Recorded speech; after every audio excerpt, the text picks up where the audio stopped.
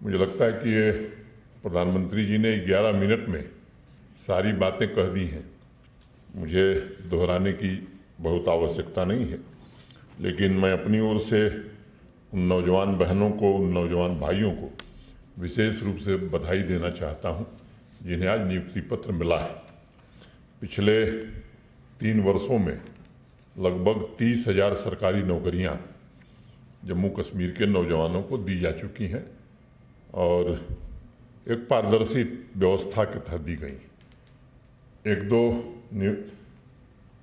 शंकाएं व्यक्त की गई, शिकायतें आई, तो उन परीक्षाओं को निरस्त किया गया और सीबीआई जांच के आदेश दिए गए। कई लोग पकड़े गए। ये मैं आपको भरोसा देता हूं कि उसमें कोई भी गुनाहगार बचेगा नहीं और मेरिट के अलावा कोई दूसरा आधार रोजगार का, सरकारी नौकरी का नहीं हो सकता है।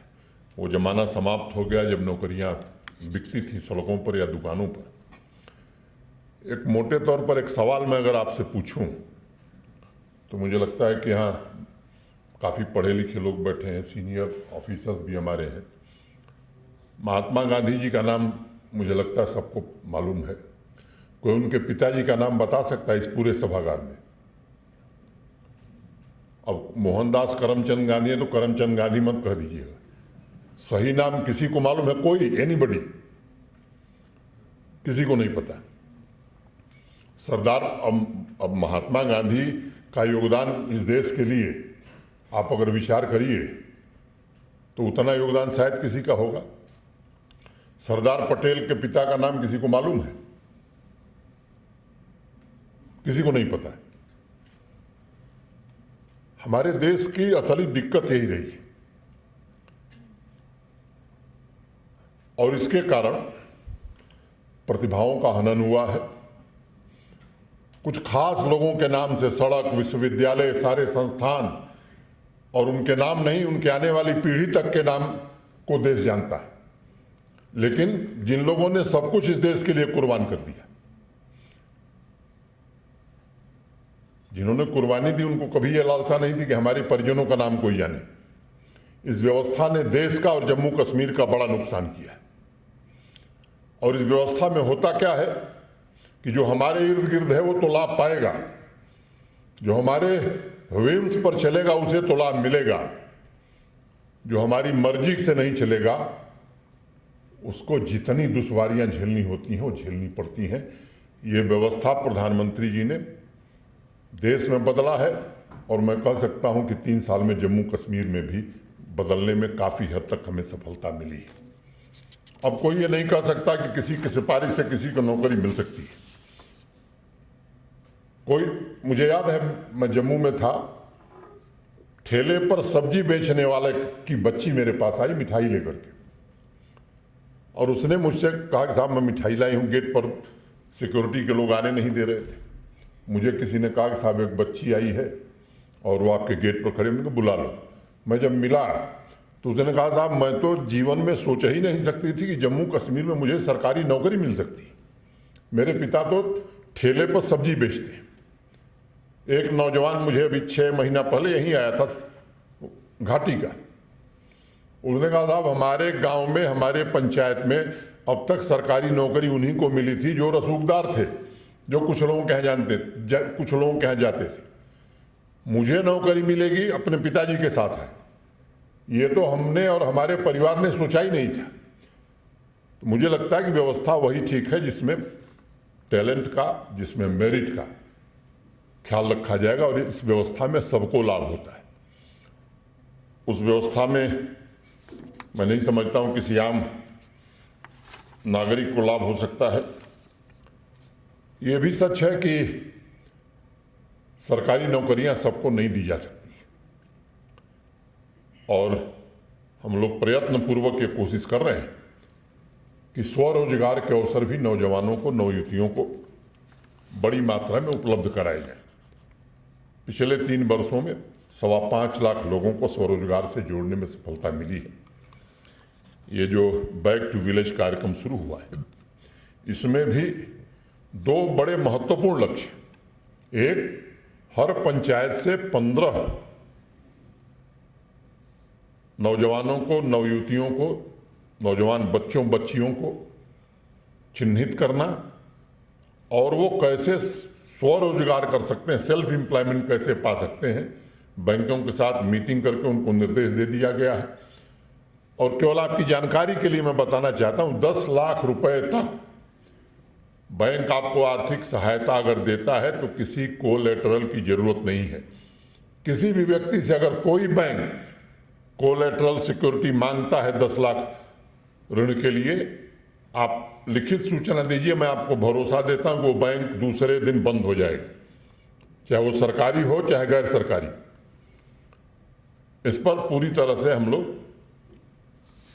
मुतमईन होकर के काम करना चाहते हैं। और प्रतिभाओं का जहां तक सवाल है, मैं कह सकता हूं कि जम्मू कश्मीर में जो प्रतिभा है वो निश्चित रूप से 30-35 साल में देश के अनेक हिस्सों में मुझे जाने का अवसर मिला है। किसी भी राज्य से बेहतर टैलेंट यहाँ है, किसी भी राज्य से। और जिस तरह बच्चे आज आगे बढ़ रहे हैं, खास तौर से बच्चियां जिस तरह से आगे बढ़ रही हैं, वो निश्चित रूप से बहुत ही उत्साहवर्धक है। जिस विश्वविद्यालय के, जिस यूनिवर्सिटी के कन्वोकेशन में मैं जाता हूं, 70% गोल्ड मेडल बच्चियां प्राप्त कर रही हैं। ये बहुत ही सुखद अनुभव भाई मैं समझता हूं, ये होना भी चाहिए। और दूसरी जो बात बैक टू विलेज में तय की गई कि हर पंचायत में 20 यूथ को आइडेंटिफाई करना और उन्हें स्किल डेवलपमेंट की ट्रेनिंग देना ताकि वो रोजगार पा सकें।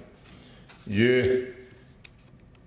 इस पर कोशिश होगी। मिशन यूथ के हमारे सीईओ यहाँ बैठे हैं। मैं कह सकता हूँ कि बड़ी मेहनत से पिछले 1.5-2 सालों में मिशन यूथ को गति प्रदान करने में सीईओ मिशन यूथ ने काफ़ी अपनी भूमिका निभाई है। और भी सरकार की जो विभिन्न योजनाएं हैं स्वरोजगार की, उन सबको एक साथ इंटीग्रेट करके हम पूरी कोशिश करेंगे कि अधिक से अधिक स्वरोजगार के अवसर मिले। और सरकारी नौकरियों के जो रिक्त पद हैं, आप में को मैं बताना चाहता हूं कि पिछले बार जब शिकायतें आई सब इंस्पेक्टर की भर्ती में और 2 और शिकायतें आई थी, मैंने निरस्त किया था, सीबीआई को जांच दी थी। मोटे तौर पर अधिकांश लोग पकड़े जा चुके हैं, जांच अंतिम चरण में है। अब टेंडर हो गया है एसएसबी का, पारदर्शी व्यवस्था कायम रहे। मैं उम्मीद करता हूं कि नवंबर माह में वो तीनों परीक्षाएं पहले प्राथमिकता के आधार पर होंगी और शेष जो 11,075 पद हमने चिन्हित किए हैं उनकी भर्ती का काम भी इस वर्ष पूरा किया जाएगा। ये कोशिश हम लोग लगातार करेंगे। मुझे लगता है कि इससे ज़्यादा आज कुछ कहने की आवश्यकता नहीं है। मैं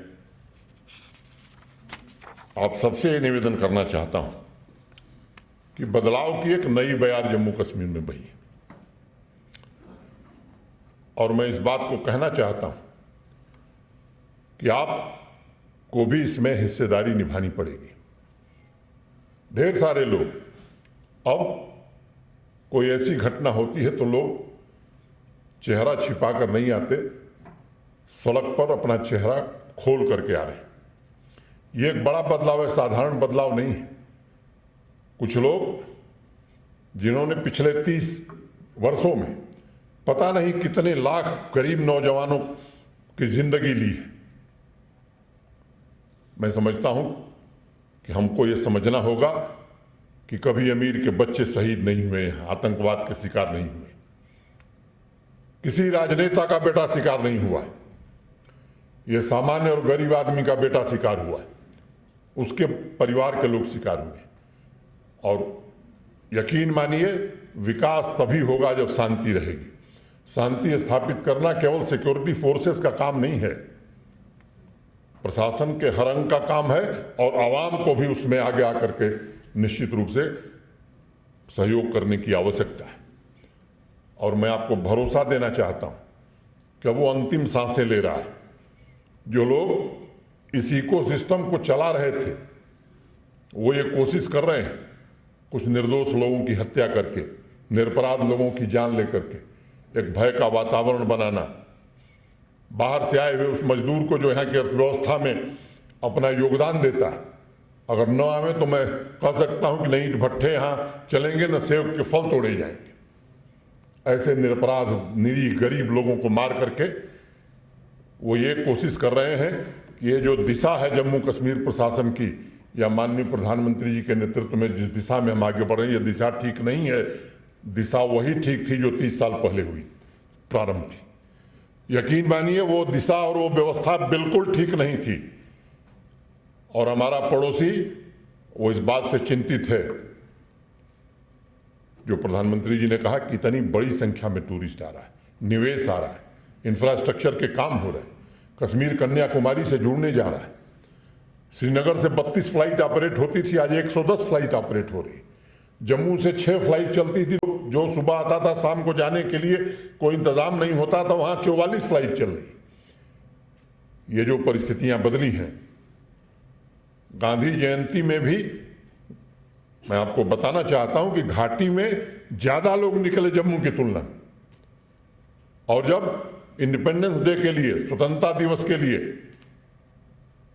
जब कंपटीशन प्रारंभ कराया गया था, तो पहले चरण में घाटी के नौजवान विद्यार्थियों और भाइयों और बहनों ने, बच्चों ने, उनकी एंट्री जम्मू रीजन से ज्यादा थी।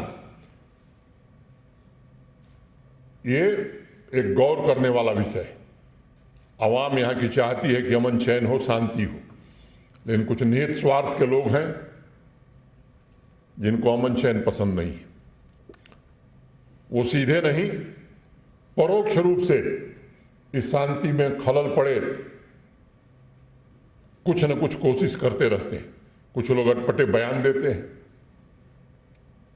मैं कहना चाहता हूं कि अब जो कानून में अधिकार प्राप्त है प्रशासन को, जो लोग भी यहाँ की शांति में खलल पैदा करेंगे और जो लोग भी उकसाने का काम करेंगे, उनके खिलाफ निश्चित रूप से कार्रवाई की जाएगी। और ये हमने तय किया है, चाहे वो जितना बड़ा आदमी हो, यहाँ के अमन चैन में, यहाँ के शांति में अगर खलल डालने की कोशिश करेगा, कोई इस तरह की बयानबाजी करेगा जिससे यहाँ का माहौल खराब होता है, यहाँ का सांप्रदायिक सौहार्द बिगड़ता है, तो कानून और संविधान के दायरे में उनके विरुद्ध निश्चित रूप से कार्रवाई करेंगे हम लोग। और हम आपको भरोसा देना चाहते हैं कि पारदर्शी व्यवस्था और सबका साथ सबका विकास, वास्तव में सबके विकास के लिए हम लोग संकल्पित हैं। इतनी ही बात कहते हुए मैं जिला इंतजामिया, खासतौर से डीसी श्रीनगर को हृदय से बहुत धन्यवाद देता हूं, और पूरे प्रशासन को, जिन लोगों ने इस पूरी व्यवस्था में, आज पूरे 20 जिलों में ये कार्यक्रम हो रहा है। प्रधानमंत्री जी ने बताया 3000 नियुक्ति पत्र आज दिए जाएंगे, 700 का वेरिफिकेशन हो रहा है, वो भी मैं उम्मीद करता हूं कि हफ्ते 10 दिन में वो भी दे दिए जाएंगे। बाकी जो रिक्त सरकारी पद हैं उन्हें भी जल्दी से जल्दी भरने की प्रक्रिया शुरू की जाएगी। बहुत बहुत धन्यवाद। जय हिंद। हमसे जुड़े रहने के लिए हमारे YouTube चैनल को सब्सक्राइब करें और नई वीडियो की नोटिफिकेशन के लिए बेल आइकॉन को दबाएं। अगर आप ये वीडियो Facebook पर देख रहे हैं तो लाइक जरूर करें और ज्यादा से ज्यादा शेयर करें। इसी तरह के और भी अपडेट्स के लिए फॉलो करें हमारा Instagram पेज himachal.kesari।